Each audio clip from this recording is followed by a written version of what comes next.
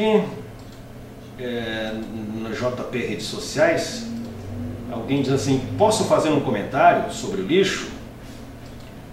Só não cite meu nome, ok? Tranquilo. Ele diz o seguinte: a questão da mudança de empresa visando uma redução de 30 e poucos mil reais é importante, mas é inadmissível que não se tenha feito um levantamento para se ter certeza que a empresa teria condições operacionais a atender o município, ou seja, o custo-benefício não compensa. Está na cara que a empresa não tem condições de atender o Montenegro. É uma pessoa conhecida aí da imprensa, pede para não se identificar. Um abraço para ti, meu garoto. Não conheço pessoalmente, mas já o ouvi, né? Pois é, o que falar sobre isso, né? O fato é que quando as coisas não andam, e eu sempre fui um crítico em administrações passadas também, desse negócio, né, dos contratos emergenciais para o lixo. No governo Percival, aconteceu isso, quase todo ano acontecia isso. E um cidadão comum que pensa um pouco diz o seguinte: mas por que todo o ano um contrato emergencial? Por que não se dá esse serviço a atenção que ele merece? E se faz uma licitação que coloque a recolher o nosso lixo, de preferência seletivamente, uma empresa cujo custo seja de mercado e que tenha condições de fazer o recolhimento, de preferência seletivo, do lixo de toda a nossa comuna, de toda a nossa cidade. Pois bem, aconteceu outra vez no início do governo do Paulo Azeredo. Eu penso a respeito do assunto o seguinte: de fato, isso tem que acabar. Isso tem que ser feito uma licitação conforme os rigores da lei que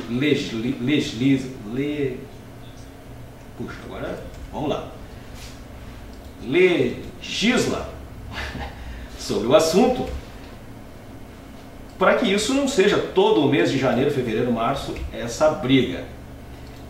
Mas também penso que o contrato, eu tenho inclusive aqui no arquivo do meu iPad, o contrato, me surpreendeu outro dia quando o vereador Renato Krantz aqui falou que o contrato pede 4 caminhões, prensa, etc, etc, e na hora eu devia ter perguntado para ele, eu não vi isso no contrato emergencial. Fala em quantidades, fala como fazer coleta, mas não vi, acho que não há no contrato, quantidade de caminhões.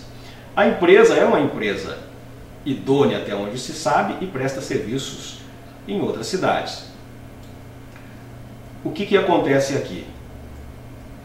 Talvez a empresa tenha condições de fazer a coleta, talvez ela seja da sua expertise fazer isso, e deve ser, mas o contrato talvez não tenha sido bem amarrado. E mais, o poder que o município tem de, fiscalizando esse contrato, impor multas e rescisão do próprio contrato, se for o caso, destas empresas coletoras de lixo. Há muita discussão pela frente ainda, meu caro amigo, que pede para não se identificar, mas eu acho que a empresa tem condições sim. O que falta, o que faltou, ou o que está faltando, é que essa empresa, ao não cumprir, seja o problema que for, greve de funcionários, sabotagem dos seus caminhões, tudo isso que a gente já ouviu falar por aí, que isso seja investigado e que seja de fato, em sendo fato estas acusações, que os culpados sejam punidos. Agora, o que não pode acontecer é que não se faça nada, que deixe as coisas como estão. Aí não anda, né? Então eu acho que a empresa teria condições. O que está nos faltando aqui agora são esses contratos emergenciais que pega todo mundo. Imaginem, uma empresa que não está se preparando para aquilo, aparece um contrato emergencial e ela assume, ela tem que assumir também os riscos de não poder cumpri-lo, né? de ter o número de caminhões adequados, de funcionários. Ter funcionários já é uma briga. Funcionários dedicados e comprometidos com o trabalho é outra briga. Tudo isso se entende. O que não se entende é que a coisa se estenda por tanto tempo sem ações mais eficazes. Que o prefeito queira cortar gastos, aplaudo. Que ele queira tornar o trabalho melhor, aplaudo. Mas nesse interregno entre o ideal e o real, não pode, não deveria haver isso que está acontecendo, ou que aconteceu até bem pouco tempo atrás, de não haver a adequada coleta de lixo em Montenegro. O rapaz diz aqui, a questão é que eu trabalho em um veículo de comunicação, também não quero me envolver em polêmica, claro. Infelizmente estamos vivendo um momento de ditadura em Montenegro. A isso eu não concordo, meu caro. Pois quem faz críticas à administração é atacado. Pode mencionar o nome, mas não o sobrenome. Não vou mencionar nada. Esse negócio de ser uma ditadura, meu caro e meus caros, não é bem assim. O que está havendo o que houve foi uma polarização desde a campanha política, em uma eleição que culminou com 56 votos de diferença, coisa mínima, e que passada a eleição não se tomou aquilo que seria de bom alvitre, não é? Os derrotados reconheceram a derrota, e para bem da verdade me parece que reconheceram, e os que levaram os louros da vitória deveriam então sentar para planificar, para planejar uma administração e esquecer, porque as críticas via redes sociais e tal, elas não atingem toda a população. Essa briga que nós, que podemos ter acesso à internet, nós presenciamos, não é toda a população que presencia, não é? E não acho que haja ditadura pelo simples fato de que nós podemos criticar e não há autoridade municipal que possa calar um repórter, um radialista, um jornalista. Isso não existe. Então pode haver algum problema de fluição, de comunicação, pode haver problemas de relacionamento entre partes, mas ditadura eu não consigo entender que possa querer estar havendo, porque isso é impossível, não é? Isso é impossível. Então, não creio, meu jovem, que seja um momento de ditadura. Há um momento de polarização e que quem tem um pouco mais de senso deve trabalhar para que essas coisas se diluam ao longo dos próximos meses e que as coisas possam ocorrer como tem que ocorrer, né? Para quem votou ou para quem não votou, a administração está aí e a administração deve funcionar para nós, comuns do povo, cidadãos, pagadores de impostos, como um síndico de condomínio, né? Nós pagamos e eles administram por nós, certo? É isso que tem que ser feito, é isso que tem que ser entendido. Sim, críticas são bem-vindas e devem haver, democracia é isso. Agora, o que não pode haver é esse clima de guerra que por vezes há, e não me parece que parta de alguém que está no poder. Não me parece que seja uma coisa assim. Eu acho que é muito mais de militância. Certo? Meu jovem radialista, a quem ainda não tive a honra de conhecer pessoalmente, mas que às vezes ouço, né? Muito bem. Quem mais que se prontifica a falar conosco nesta noite de sexta-feira? Aleracá.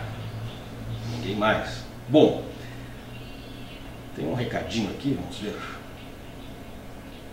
Esse que eu já li aqui. Muito bem.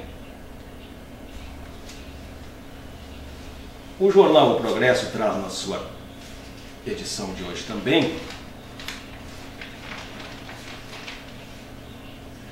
o vereador Renato Crantes, que está propondo trocar a creche noturna, que era um projeto de campanha da atual administração, por bônus do governo federal.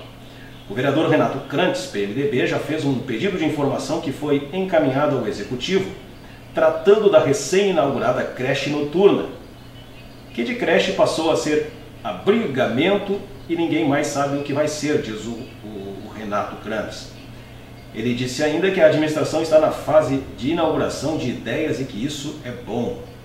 Opa, teria lido aqui um elogio do nobre edil Renato Krantz à administração municipal. Vou ler de novo, talvez eu tenha me enganado.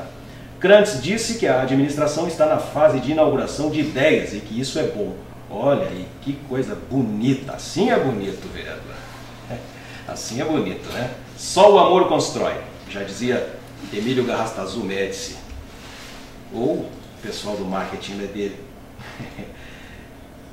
Mas o que o vereador, eu li essa semana e dialoguei com ele pelo Facebook, o vereador quer, ao invés desse abrigamento noturno, que os cofres públicos, o erário, e aqui eu quero fazer uma correção porque eu sou metido, né?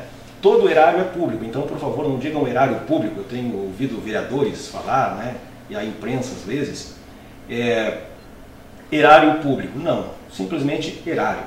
Pois o vereador quer tirar 120 reais do erário por mês para as mães que trabalhem à noite poderem deixar os seus pequenos em família ou com uma vizinha, o que é uma ideia fantástica.